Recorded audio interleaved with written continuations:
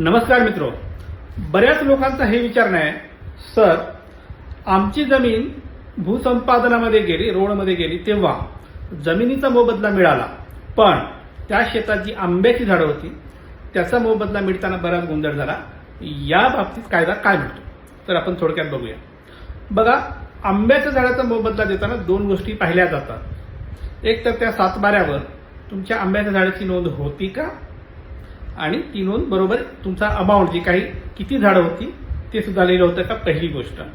दुसरी गोष्ट, जेव्हा जॉईंट वॉक केला जातो, सर्वे केला जातो, तेव्हा त्याच्यामध्ये तुम्ही आणि अधिकारी म्हणून सर्वे करता, त्याचं आजकालचं व्हिडिओ शूटिंग पण होतं, त्याच्यामध्ये सुद्धा ती झाडं आलीत का हे बघावं लागतं. या आधारे हॉर्टिकल्चरल डिपार्टमेंट जे असतं गव्हर्नमेंटचं, ते लोक मग झाडाचं वय, त्याचं खोड आणि त्याचं पीक किती आहे हे सगळं बघतात आणि मग त्याचं व्हॅल्युएशन ठरवतात.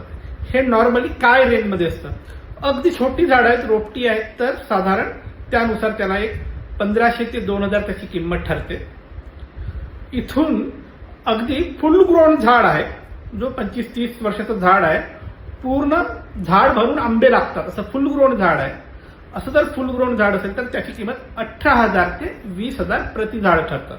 म्हणजे रेंज बघा, अगदी रोपटं असेल तर 1800 ते 2000 पासून तर 18,000 ते 20,000 प्रति झाडाची किंमत ठरते फुल ग्रोन असेल तर. ही रेंज आहे.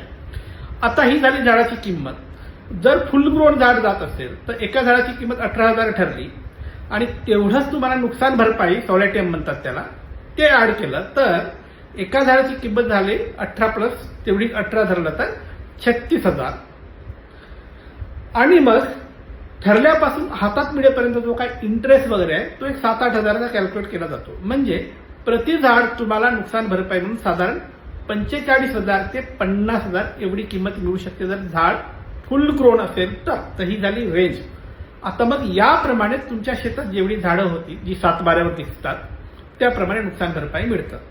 त्यामुळे मित्रो, जर तुमची झाडं गेली असेल तर या पद्धतीने तुमची झाडं कुठल्या ब्रॅकेटमध्ये बसत होती ते बघा आणि त्यानुसार नुकसान भरपाई क्लेम करा. आता 2 सूचना: थेट फोन करायचा नाही, अजिबात करायचा नाही. खूप महत्वाचं काम असेल तर दिलेल्या नंबरवर व्हॉट्सअप करा आणि केसची माहिती लिहून पाठवा. बाय.